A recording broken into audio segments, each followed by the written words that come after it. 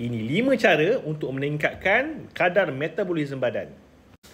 Jika anda nak turunkan berat badan, menaikkan kadar metabolisme badan, boleh mempercepatkan penurunan berat badan anda. Hai, saya Coach Zaid. Saya adalah coach pengurusan berat badan sejak tahun 2009. Sekiranya anda ingin saya bantu untuk menurunkan berat badan secara sihat, klik link di bio. Nombor 1, untuk meningkatkan kadar metabolisme badan, anda perlu kerap bersenam. Senaman ada 2 jenis. Senaman kardio membantu untuk meningkatkan kadar metabolisme badan anda dengan meningkatkan degupan jantung anda. Senaman jenis kedua adalah senaman weightlifting ataupun strength training. Apabila anda bina lean muscle, lagi banyak anda membakar kalori sewaktu badan anda rehat. Nombor 2, untuk meningkatkan kadar metabolisme badan, anda perlu ambil lagi banyak protein.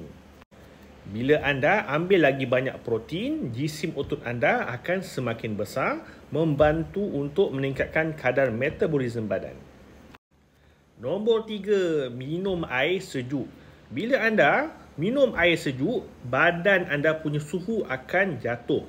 Okey, so badan akan menaikkan suhu kepada optimum 37 darjah Celsius dan ini memerlukan tenaga yang banyak dan kadar metabolisme badan anda akan turut meningkat.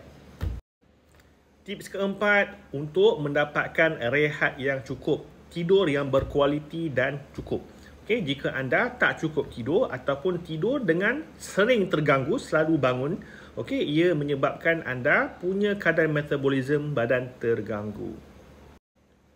Tips kelima adalah mengambil makanan yang merangsang metabolisme badan anda seperti makanan yang pedas, okey, cili, alright, ataupun makanan berempah, ataupun anda ambil green tea, oolong tea, black tea dan juga halia sangat membantu untuk meningkatkan kadar metabolisme badan anda.